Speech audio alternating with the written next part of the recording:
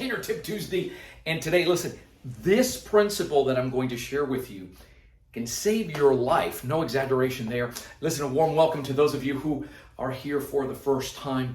And the best thing you could do right now, well, before you do any of that, if you like the content, don't forget to subscribe and hit the little bell icon so that you don't miss any future content. And avail yourself of, you have two free resources. One of them is the no-cost cane clarity call. Text CCC to the number on the screen. In less than 24 hours, we'll have a conversation with you.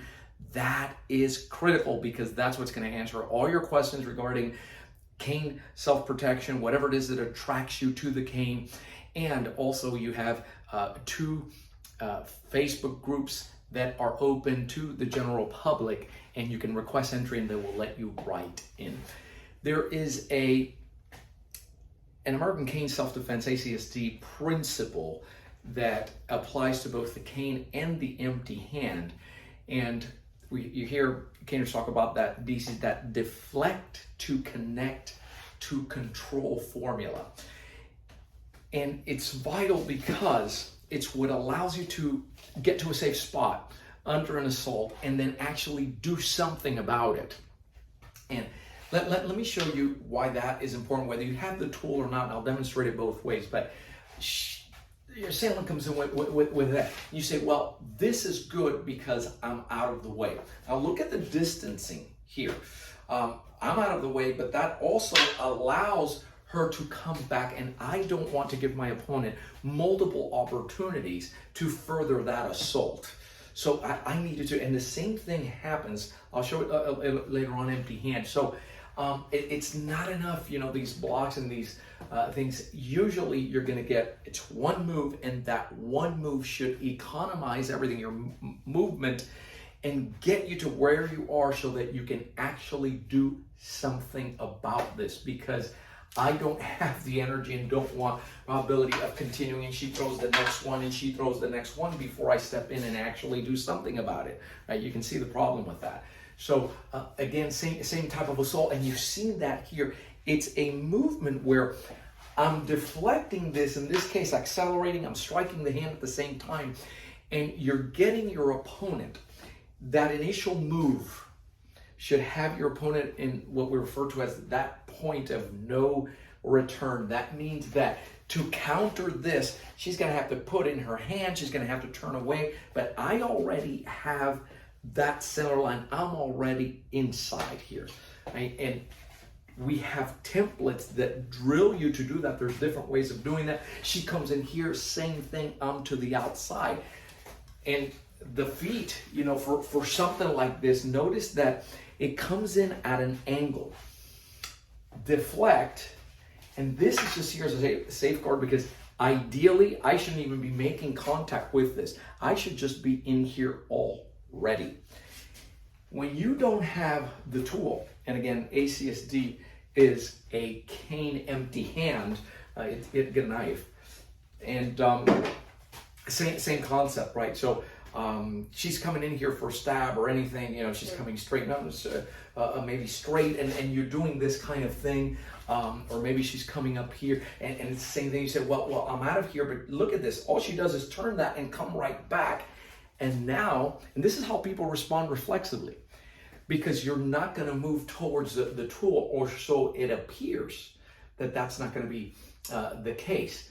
But in a situation like that, she comes in here again, and now you're moving in. So this connection point, which I've alluded to in other segments, the idea in ACSD, they're very specifically called triangle and an arrow, for instance, and the difference between the two usually has to do with the flexion of the arm. So so she's coming in here. See that the arm starts flexing, that triangle motion, and now we can start coming in here and actually do something about this.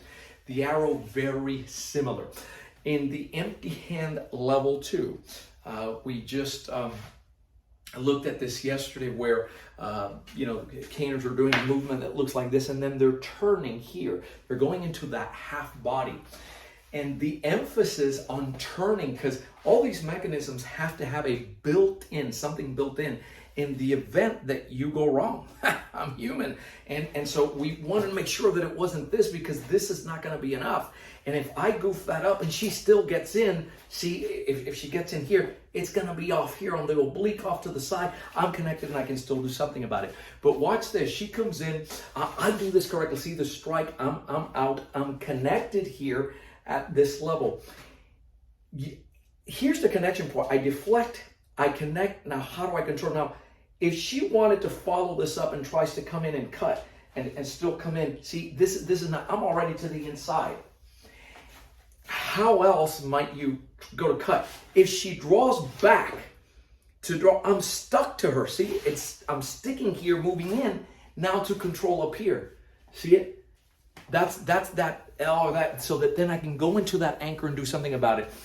And I probably should have prefaced this whole thing, but if you followed me long enough, you know that this is a very ugly situation. I want nothing to do with having to defend against a knife attack. Nothing. I hate it. That's why I developed ACSD in the first place, because I absolutely hate it. I prefer not to be here at all.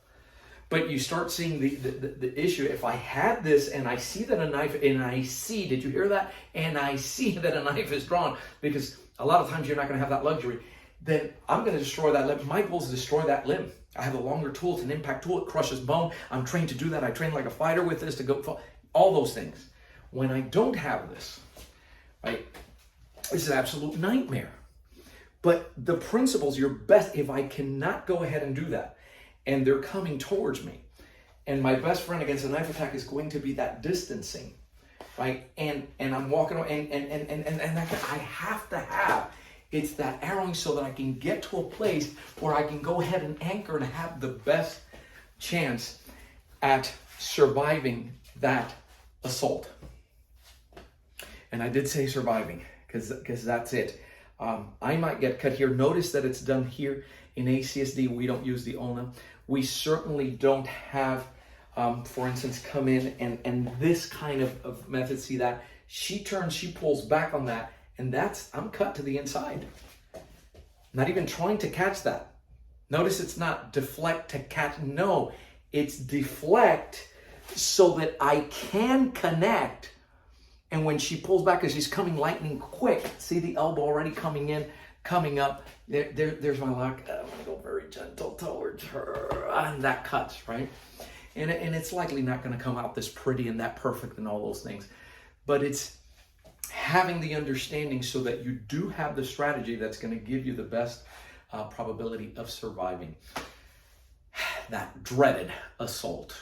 And like I always tell you, there's a step-by-step way of doing all this. You can't learn this stuff just from watching this. This is potential. This is, okay, I see where we're going. Oh, that makes sense. That appeals to my common sense. And, we have a step-by-step way of doing that. Let us know where your interest lies. And then we'll come back and say, okay, based on that, this is the step-by-step. This is how this can become something tangible. This is how you can develop a practice that is effective, efficient, and enjoyable. But it all begins, again, by texting the letters of CCC to the number on the screen. And let's have a conversation. We'll answer all your questions. Thanks for watching. Keep caning. Stay safe.